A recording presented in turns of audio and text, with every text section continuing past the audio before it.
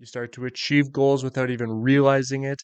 You start to check off goals with more ease, and you're not so focused on having to check the boxes. You're just focused on continuing to push forwards, continuing to make progress.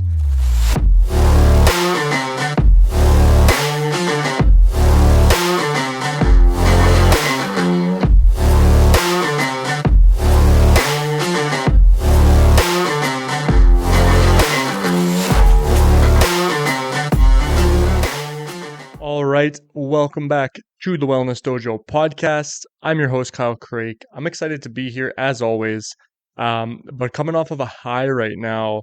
Our first annual New Year Ninja Retreat just wrapped up this past weekend. We've got another episode coming where we're going to highlight that and talk about it, and maybe even bring some of the participants in to tell you a little bit about what the experience was like. But I'm off of it with a high. I'm motivated, and I want to keep bringing value to you guys, the people who are listening, the people who are watching, because that's what this is all about: creating content and providing value. And anytime I'm doing a retreat or a workshop or anything like that, it's always so fun and inspiring to see what comes up with people and how people a big part of it was changing the stories that we're telling ourselves, and calling out the bullshit, and making sure that we're living the life that we want to be living, and that includes achieving big goals. And so what I want to talk about today is, how do we achieve big goals? What are the things that we need to look at? What are the things that we need to deal with and overcome in order to achieve our big goals in life? So without further ado, let's get right into that conversation. So how do we achieve our big life goals? Well, the first thing that I've learned is we really need to learn how to fail. And it's an interesting topic around failure, because the way that I see it, there's two different trains of thought. It's like, either some people think I have to fail. Failure is, something that I need in order to learn and to be successful. And then I've heard another train of thought that's, why do we need to fail? Why can't we look at what we've done well, what successes we've had, and duplicate that and double down on our strengths? Well, I think it's a combination of both. And, I'll tell you, losing sucks. Like, I hate losing. I'm a competitive martial artist. I've always been competitive in all sports, and I hate losing. And I can see it now even in my kids. Like, they also hate losing. My wife hates losing. Like, we're a competitive family. And so I'm not saying that you should accept mediocre, or that you should look for the losses, or try to achieve losses in order to succeed. I want you to succeed as often as possible. But the one thing that I go back to in my mind, especially with martial arts, is I would rather do my absolute best and put all the work that I could possibly put into, and lose, knowing that I tried everything, versus times in the past where I didn't even think that I deserved to win, but I still walked away with that win. Like, I've had losses that feel better than some of the wins that I've had. And it's based off of what I put into that and how valuable the experience was.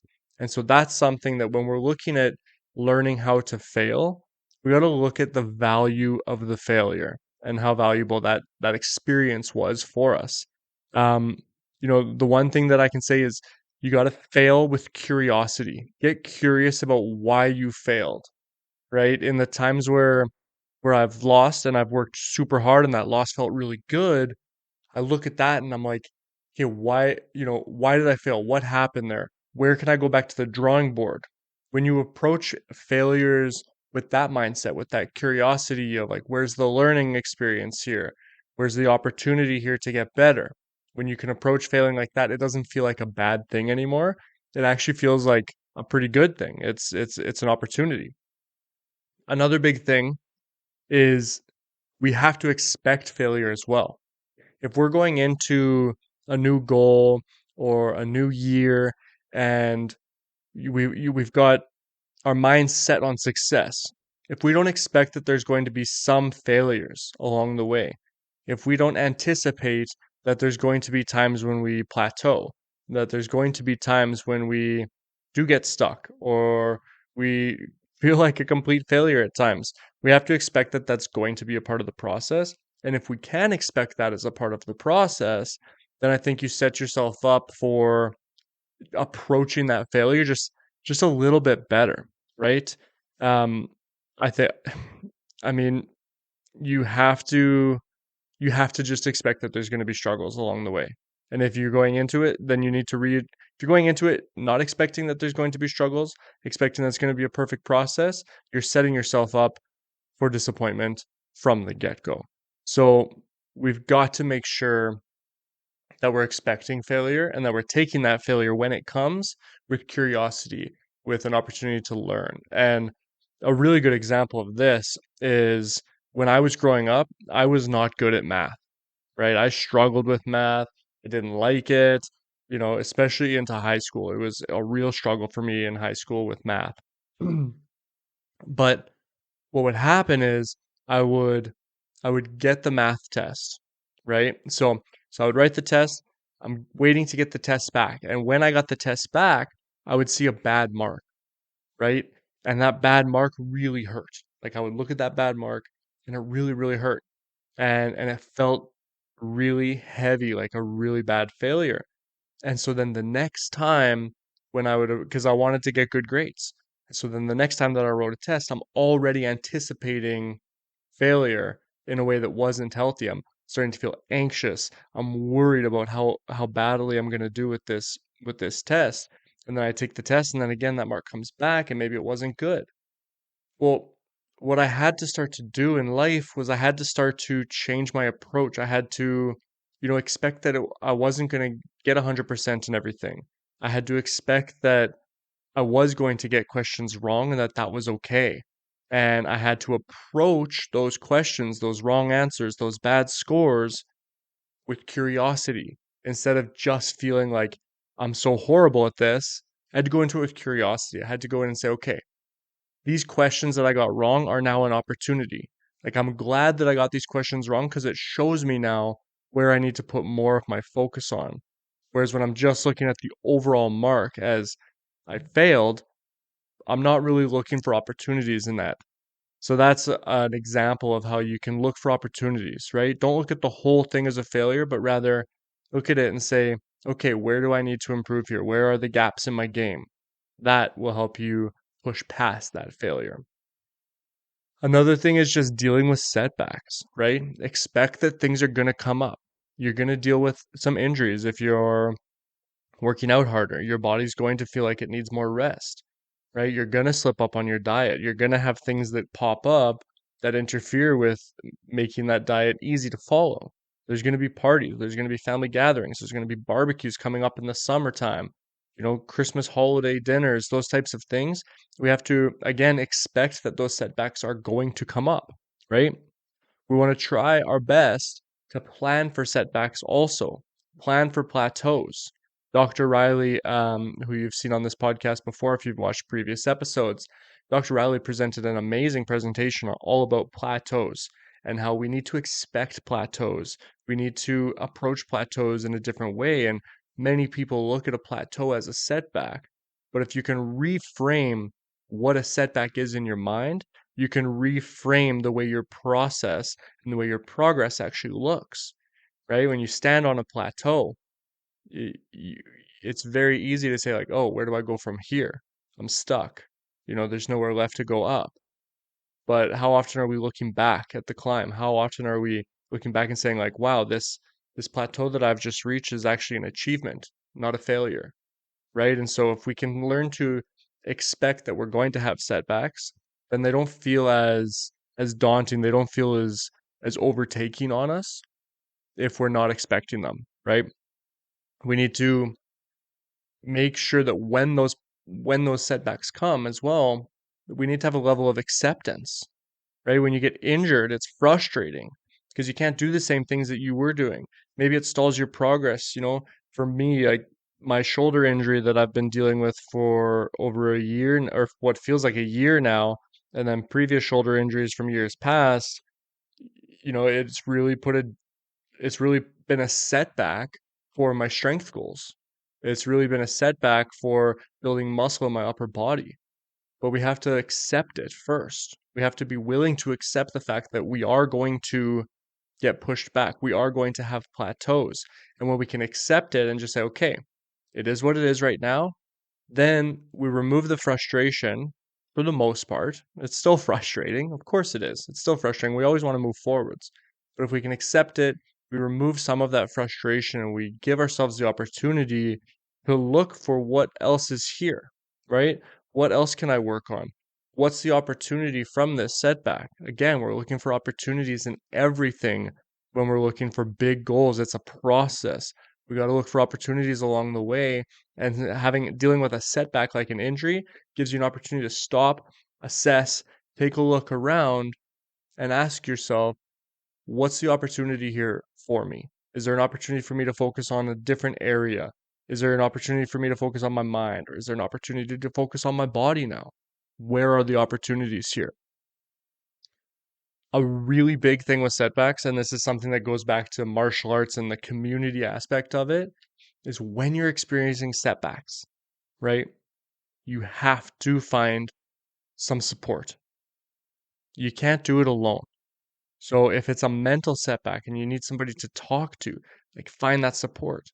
If it's a physical setback and you need a personal trainer or a physiotherapist to help you get through that, get support with it. Whatever it is, when you're dealing with a setback, when you're dealing with something that feels like has stalled your progress, lean on the support that's around you. Lean on communities, lean on friends, lean on paid support that you can find. You got to use other people. You got to be with other people. You got to let people prop you up and push you forwards, right? Sometimes those setbacks feel like just constant resistance, constant resistance. Well, get some support behind you and get some pressure and push, and you'll push past some of those setbacks after you've taken that chance to maybe sit back and look for the opportunities in that, right? There's a phrase that I kind of came up with where it's like, I want you to, when you next time you're dealing with a setback, right? Take that time, approach it with opportunity, with curiosity, but then don't just set back, but push back, right? Look at setbacks as resistance, as an opportunity for you to show what you're actually made of. It's very easy when we hit a setback, when we hit some resistance, to go like, oh, things feel so much harder all of a sudden, right? Oftentimes that's your opportunity to really get stronger. That's your opportunity to really show what you're made of.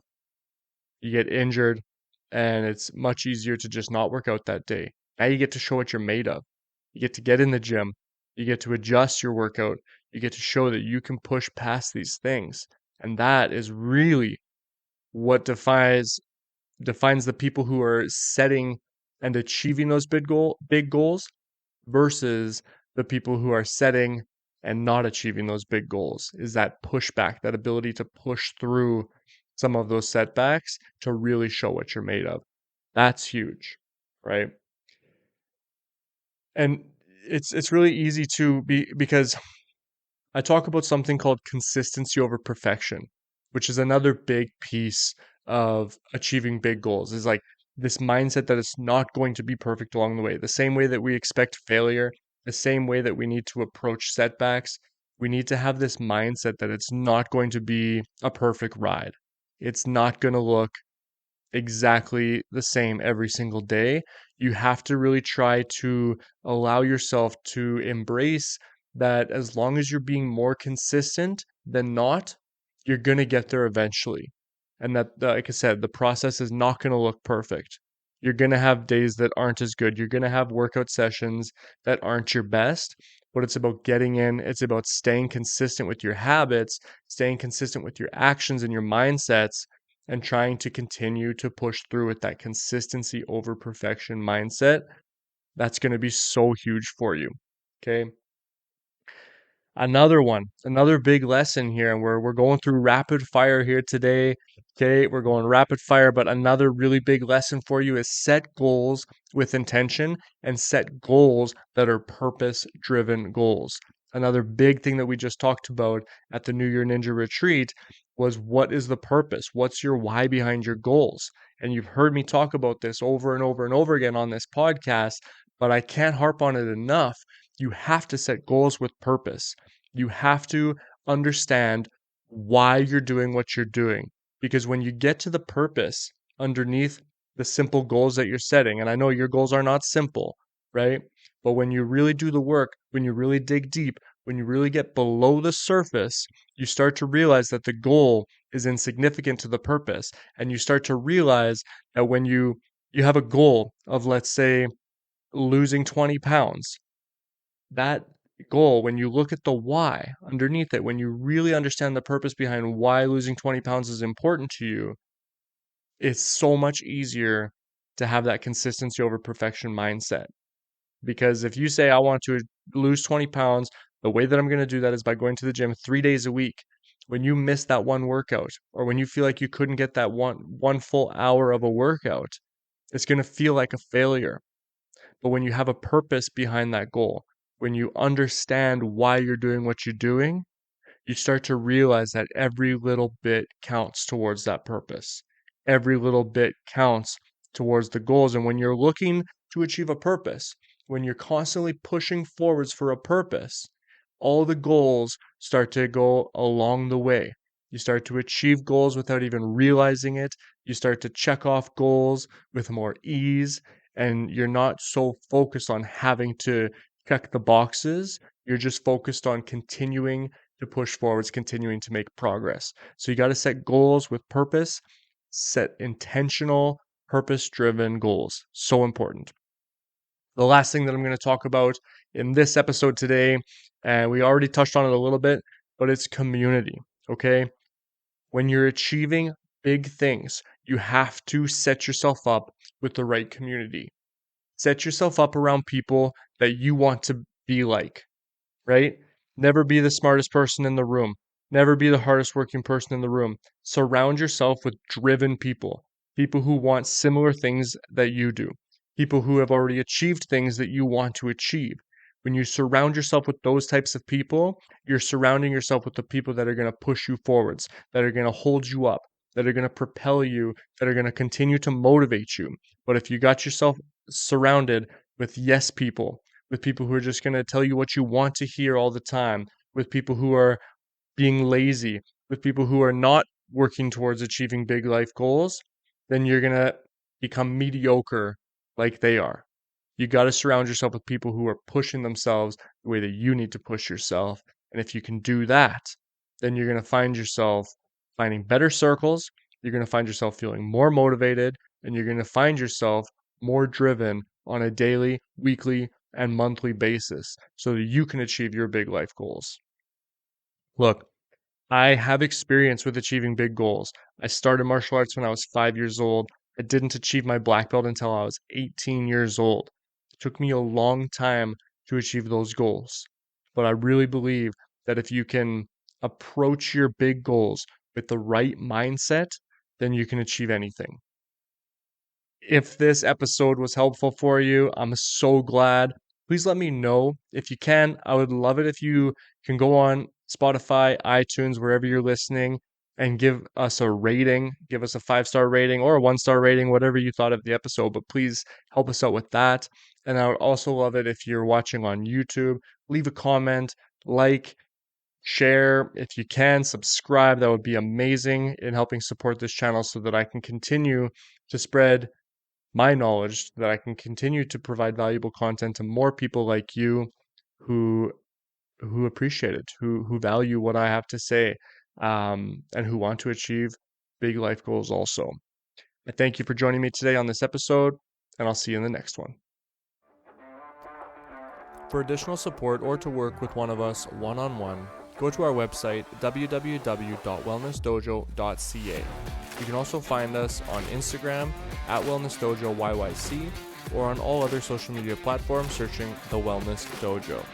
We'll see you in the next episode.